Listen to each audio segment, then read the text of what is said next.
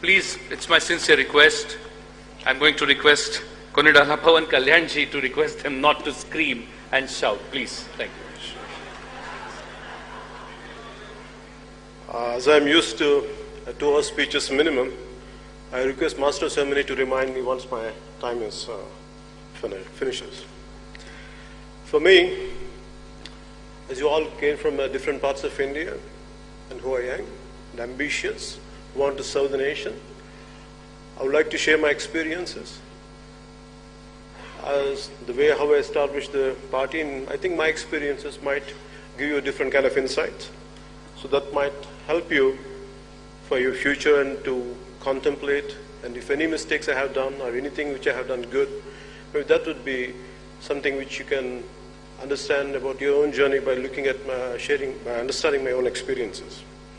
For me, when I had established Janasena party, it was for me, it's a national service, not for personal recognition, not for power, but for change.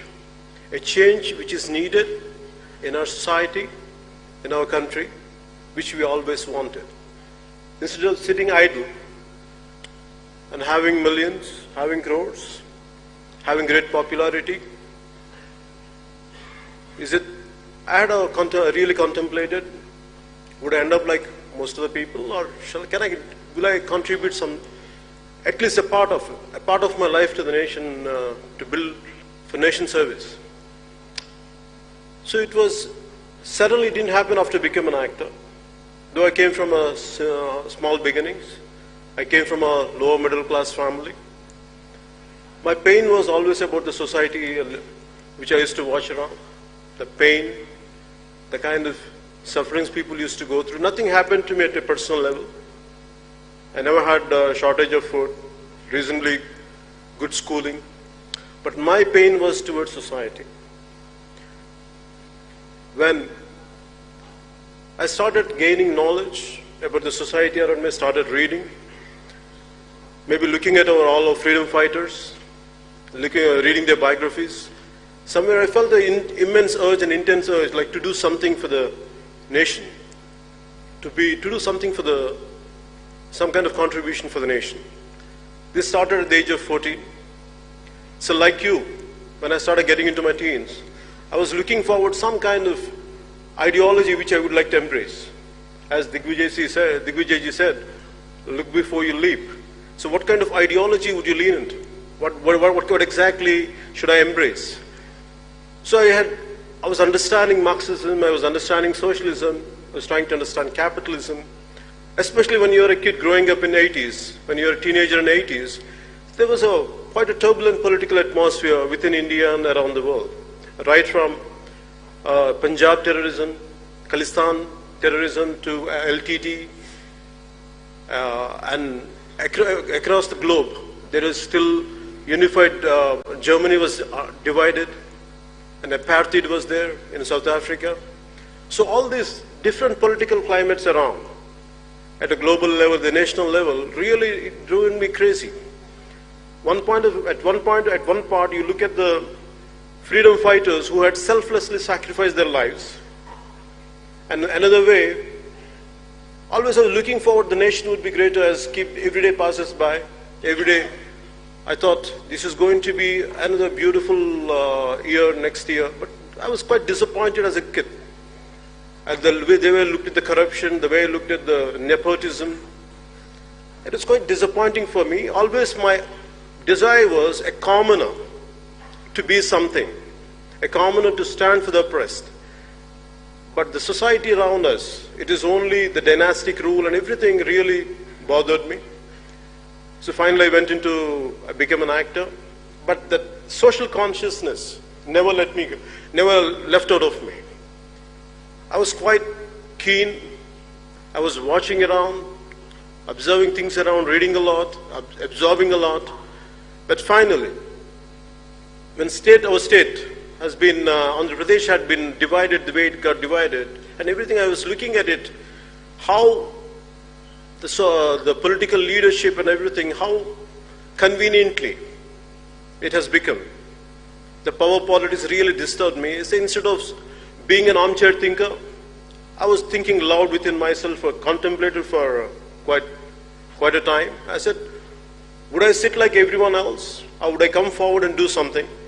I thought, without any expectations, without seeking power, but I want to stand for the voice of the oppressed. I want to be the voice for the neglected. I want to be the voice who are really meek and helpless. That's how I formed Janasena party. And there were a lot of people, youngsters. Today, I said, all of you come from different parts of a country, and you're looking forward to become some kind of leaders and leadership, and you want to have an active role in politics. In 2007, when I had started Common Man Protection Force, which is supposed to stand for the oppressed and meek and helpless, I had met a lot of young people, both boys and girls. But what I had noticed in them was, at least most of them, they need change within shortest time possible, like like an instant noodle. And 2007, I looked at the youth there then, the way they wanted everything immediate. They don't have the patience. Then that's what I thought, okay, let me walk the talk. So then from there onwards, I went on continuing. In 2014, I started the party. And I had lost my first election in 2019. Even I myself lost in both the places which I had contested. But that didn't stop me continuing my political journey. Because when I had started, what must have made me to be here? What must have made me to continue here is, it is not for personal recognition. There is no ego in defeat. If you really love this nation, if you really care for our motherland, if you really care for the meek and helpless, nothing deters you. A defeat of any kind of defeat, nothing, it does not deter you. And my commitment for my nation came from our predecessors, our freedom fighters.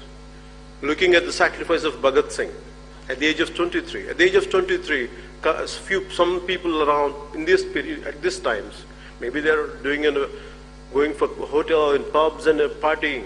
But at the age of 23, Bhagat Singh, he sacrificed himself to wake up the nation for the generations to come. And that kind of Bhagat Singh is inspiration to me. And so in spite of my failure as a political party to get into the Sansad, but what made me to continue is, we are able to help. Being a party, we just had got one seat, still we are able to help people. Very recently, I would like to share a case with you. Around 4 years back, a 14-year-old girl in Kurnool, in the state of Andhra Pradesh, a student from residential school. One day she bid goodbye to her mom. Normally she would come back by the evening, but that day she didn't turn up. And this happened in 2015. Her mother receives a call from the school authorities, residential school authorities, saying that your daughter is not feeling well. Please, would you like to come and see? Please take her home. By the time she goes there, she's dead. And it was like as if she hung herself. That's what the school authorities says. And later they realized she was raped and she was killed. And justice was not done. And that mother, after I had such a colossal defeat in 2019, these elections, I was sitting in my office. I was handling my own failure. And this mother of that kid, that girl, with her husband and one of my youngest daughter, she comes and meets me. She shares her experience. It's like, Anna, this is what happened to my daughter. And everything is there, right from the certificates of she has been raped and everything, whatever has to be, the perpetrators has to be punished, but nothing had been done. And because they're powerful, the case is not moving forward. If it is in cinema, it is like, it's quite a dramatic scene. You go, do justice in 2-3 minutes and come out. And you get money for that. But in real life, I felt so helpless, so painful to look at a wailing mother who lost her daughter. It was churning for me, like my stomach was churning, looking at her pain and agony.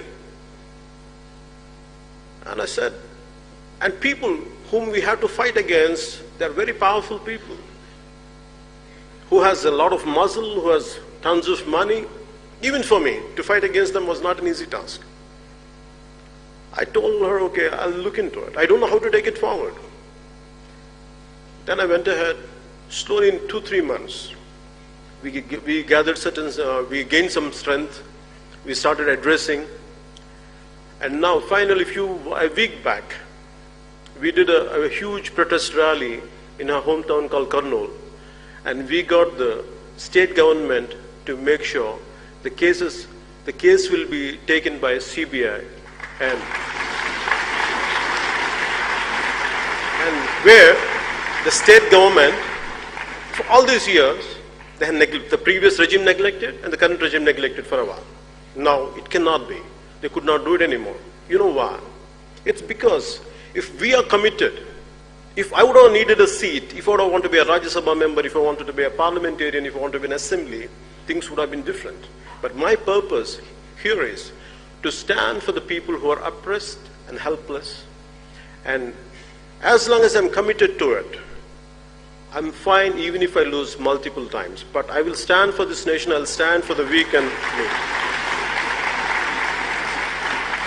So, as you all are maybe looking forward to gain something, paying 1,000 rupees to be here in this kind of seminar for 4 days, truly I have to appreciate you and truly applaud you for your commitment and for coming all the way from different parts of India. And I appreciate Rahulji to initiate all this in School of MIT of especially for such an eminent institution to take forward this kind of seminars, which would really help people. It's not just people who are within this auditorium, pan-India, who are looking at this seminar, they really get inspired and influenced. And I truly appreciate you for your patience. And the only thing I would like to share with only just few more things. I want you to understand, no matter what, don't come with a short-term plan. If you really want to be the change agents in politics, at least try to give at least a decade to 2 decades. I have committed myself at least 2.5 decades in 2014 that I would commit for my nation, I would commit for my motherland, that I will, whatever I'm capable of doing, I'll do it, irrespective of whatever that I'll gain or lose. I'm going to give 25 years of my life for the nation which gave me birth. So don't expect immediate changes. Don't expect immediate transformation will happen, because your time is very valuable. So I want you to be practical. I want you to be really pragmatic. So I want you to have loads of time, loads of patience. Don't try to be mere armchair thinking. So if you're talking about social media, anything is nothing, there is no, the problem with any medium or any kind of paper is not about how you do it, how are you going to use it. There are people on Twitter or on other social accounts who will do a very constructive job. There are another part of individuals who will be very destructive. It depends on which side you are on. Always try to be constructive, be properly, analyze a topic. Don't try to abuse people. Be practical. And regarding the time, I want you to understand, give enough time for yourself. Don't try to be, by the time you're almost been early 20s, at least, you have to give yourself at least 10 to 15 years to see a little change, a glimmer of hope. Just a little light to be seen on the other edge. Give yourself at least 10 to 15 years time. Don't expect immediate results. It is not an instant noodle to see results. But I had immense despair when I came into politics. I knew all this. I had visualized all this. I had visualized my own failure. I had visualized my own success. But very strongly I had visualized is, one day I will do my bit part to transform, to stand for this nation, and which I'm able to continue my journey just because I didn't seek anything, I didn't seek any personal power. I sought personal power to people who does not have any power. Instead of giving out your opinions on social media is not going to help alone. You should come out in open. You should practically, you should do some political action. Mere attending seminars is one thing, gaining knowledge is one thing, but actually at the grassroots level, when you work, the kind of knowledge is going to be different. The kind of experiences will be different. You'll be a transformed personality.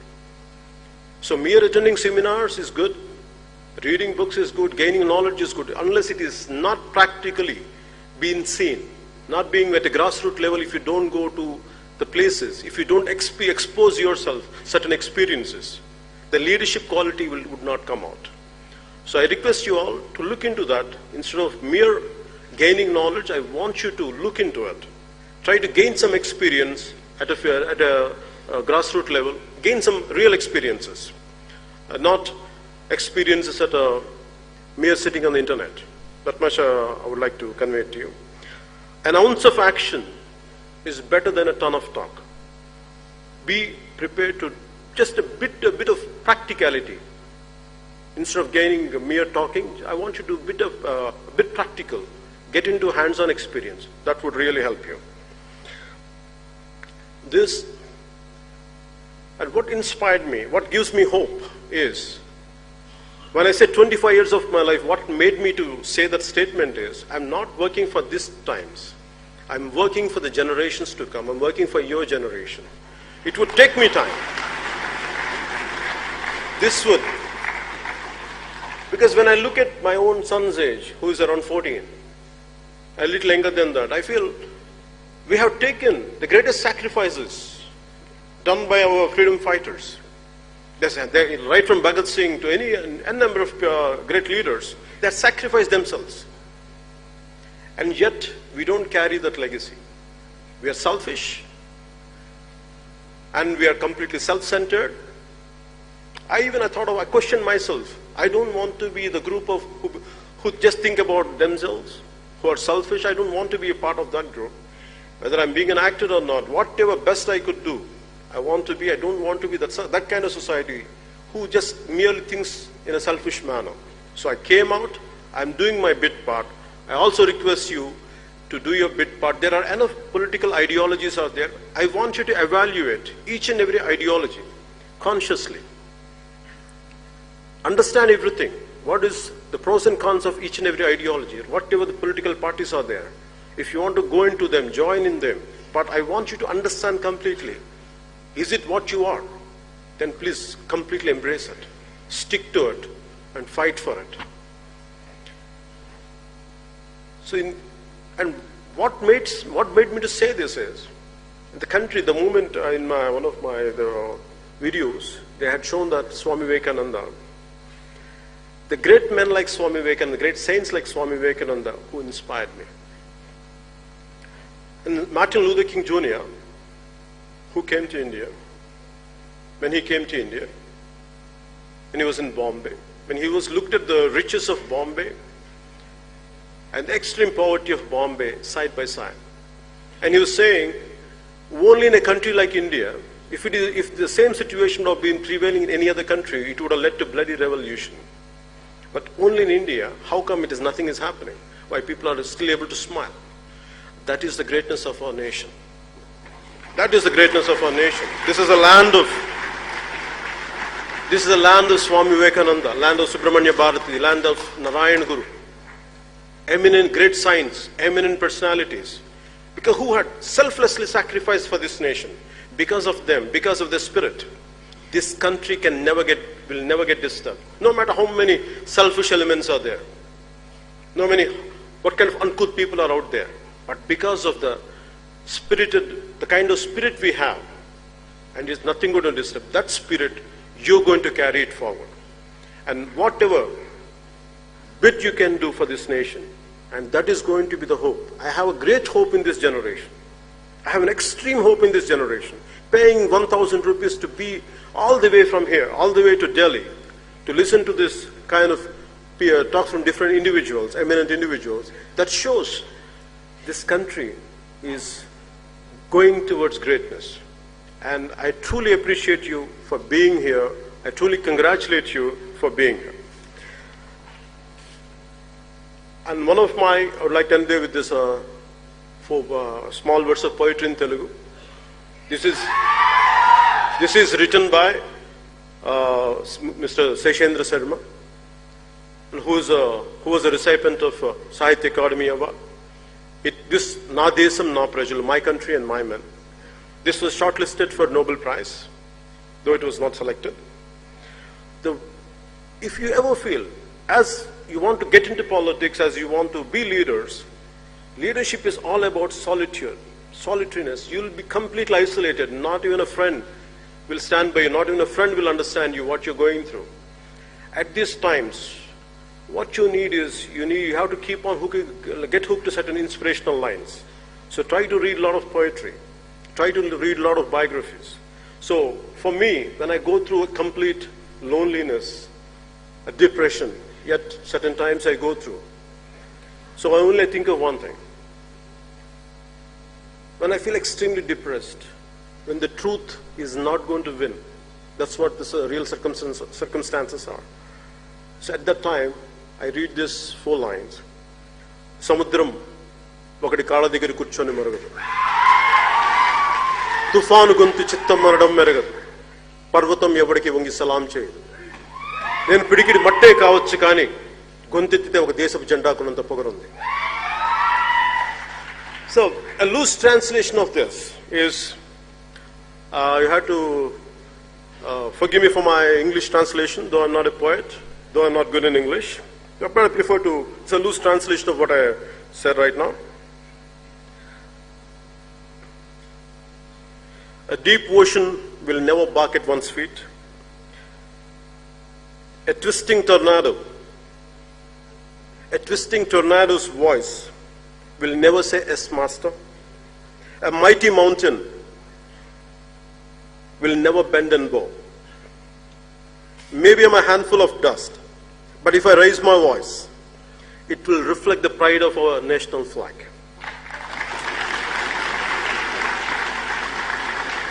We should be grateful for the nation we are born in. And be patriotic, be accountable, be responsible for your actions. And this country, we are of different ethnic groups, different linguistic backgrounds, different cultural backgrounds, yet always this country amazes me. We come from different backgrounds, different linguistic barriers, cultural barriers, yet we feel as one. We feel as one India. We feel as one nation. That is the greatness of this nation. No matter how many foreign forces would try to come and divide us, we will stand as one, we will be united as one. So, thank you for giving me this opportunity, and I'm grateful to you for listening to me. And normally I end up my speeches with Bharat Mata Ki Jai. I would be grateful if you say Bharat Mata Ki Jai. And thank you. And Jai Hind and Bharat Mata Ki Jai. Jai Hind.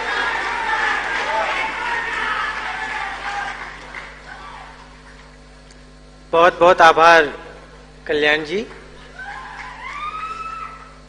ఈ video మీకు నచ్చినట్లయితే like చేయండి, share చేయండి. మరిన్ని interesting వీడియోల కోసం మా ఛానల్కి సబ్స్క్రైబ్ అవ్వండి.